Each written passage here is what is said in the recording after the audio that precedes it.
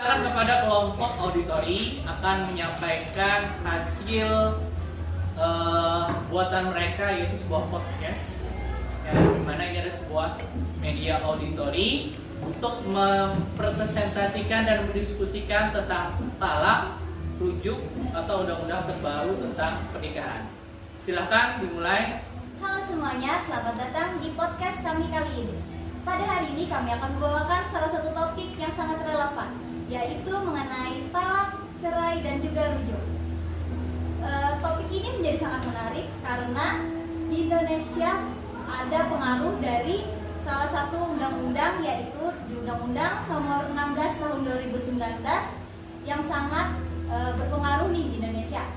Jadi di kesempatan kali ini saya tidak sendiri, saya ada bersama rekan saya yaitu Rania Azwadini dan juga 5 narasumber yang sangat luar biasa. Untuk memulai, mari kita perkenalkan secara singkat masing-masing narasumber. Assalamualaikum, saya Ahmad, ahli hukum Islam. Saya senang bisa berdiskusi di sini tentang talak dan rujuk dalam perspektif saya. Halo, perkenalkan saya Citra, konselor keluarga. Saya akan berbagi perspektif psikologi tentang perceraian. Selamat siang, saya Budi, pengacara spesialis hukum keluarga. Saya akan membahas aspek hukum dari perceraian dan Undang-Undang Nomor 19 Tahun 2019. Hai, saya Aisyah, aktivis pemberdayaan perempuan. Saya sering terlibat dalam advokasi hak perempuan terkait perceraian. Halo, saya Dina. Saya sebagai seseorang yang pernah mengalami perceraian. Di sini saya akan berbagi cerita dan pelajaran yang saya dapatkan. Baik, kita mulai dari gambaran umum. Pak Ahmad, apa pendapat Anda tentang tren perceraian di Indonesia akhir ini? Perceraian di Indonesia cukup tinggi. Menurut data BPS tahun 2023, angka perceraian di Indonesia mencapai 463.654 kasus. Sebagian besar disebabkan oleh konflik berkepanjangan, seperti faktor ekonomi dan kurangnya kesiapan mental saat menikah. Aisyah, dari sisi aktivis nih, apa yang Anda lihat sebagai penyebab utama konflik ini? Menurut saya, habitat perceraian itu sering terjadi asal masalah. Banyak perempuan yang tidak punya daya tawar dalam rumah tangga sehingga sulit bertahan di dalam hidup. Pak Ahmad, bisa tolong jelaskan secara singkat tentang konsep talak dan rujuk? Betul, talak adalah hak suami untuk menceraikan istrinya.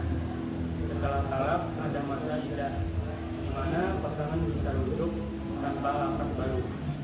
Namun, jika talak telah dilakukan 3 kali, mereka tidak bisa rujuk kecuali istri menikah dengan pria lain secara sah dan bercerai.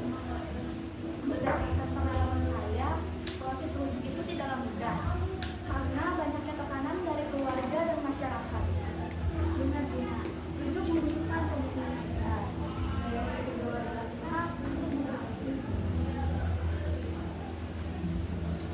Aisyah, apa langkah konkret yang bisa dilakukan untuk menekan angka perceraian ini?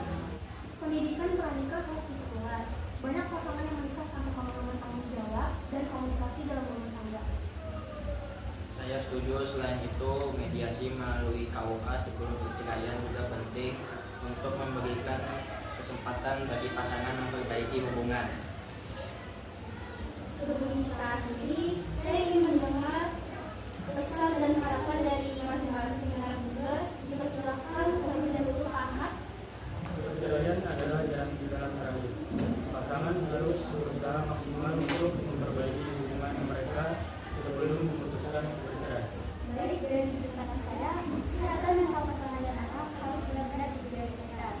Peran keluarga dalam proses ini tentu saja diperlukan. Harapan saya dengan Undang Nomor 16 Tahun 2019 terus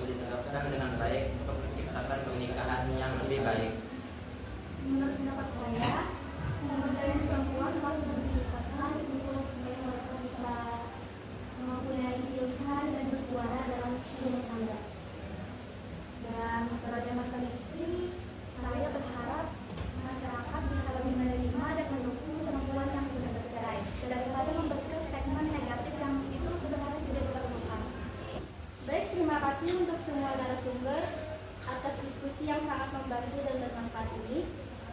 Perceraian adalah suatu topik yang sangat kompleks, tapi kita harus tetap berusaha menciptakan keluarga yang harmonis. Sampai jumpa di episode berikutnya. Wassalamualaikum warahmatullahi wabarakatuh.